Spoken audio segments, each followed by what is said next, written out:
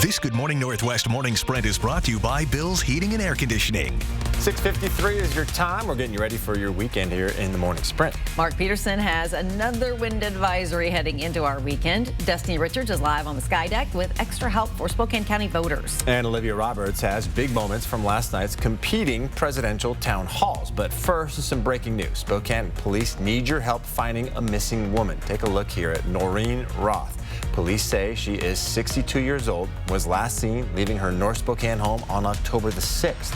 Her family is especially worried because they aren't sure if she has her medication.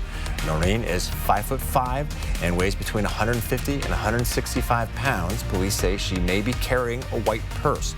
If you have information, you're asked to call Crime Check. That number, 456-2233. With less than 3 weeks to Election Day, President Trump and Democratic challenger Joe Biden are continuing to showcase their major differences. The two faced questions from undecided voters in competing primetime events last night. The candidates offering very different views on nearly every question asked, especially on a defining issue of the election, the coronavirus pandemic. President Trump also chose not to condemn the far-right conspiracy theory QAnon, even though he has retweeted claims made by the group's supporters. I know nothing about QAnon. I just told you. I know very little. You told me, but what you tell me doesn't necessarily make it fact. I do know they are very much against pedophilia. They fight it very hard.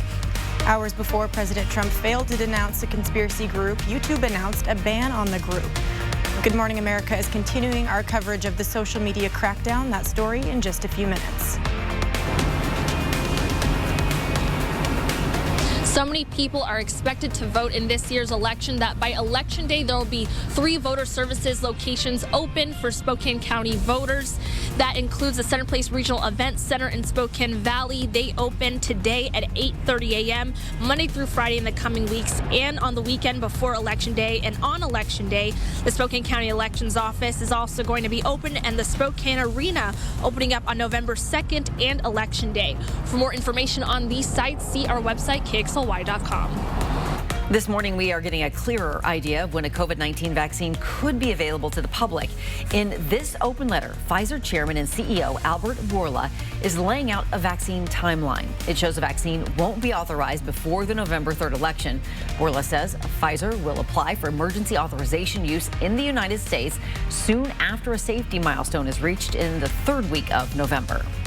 For college students around the country, spring break is a time to take a breather and have some fun. But Washington State University students won't get that luxury this school year.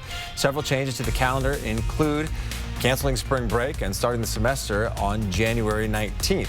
You can read more about these changes on KXLY.com. The new downtown police precinct is about to become a very visible part of the city today. In just a few hours, the signs outside the building will be installed, the final stage in the opening of that precinct. It's located on the street level of the former Umpqua Bank building. We will be there to see the signs go up. You can follow this story on KXLY.com and the KXLY app. The Trump administration has rejected California's request for a disaster declaration to get help for this summer's devastating wildfires.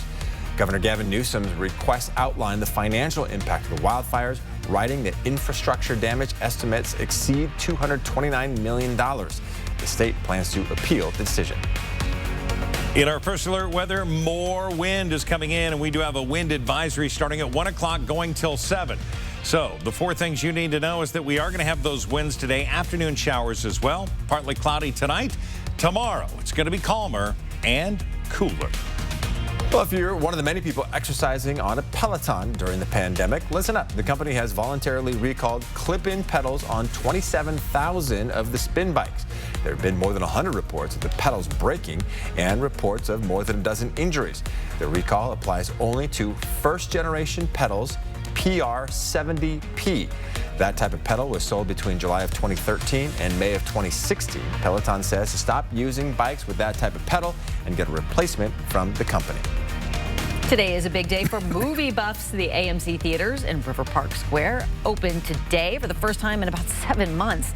Earlier this month, Governor Jay Inslee announced theaters could begin opening at limited capacity. AMC has created a safe and clean plan for reopening. You can read about it on our website.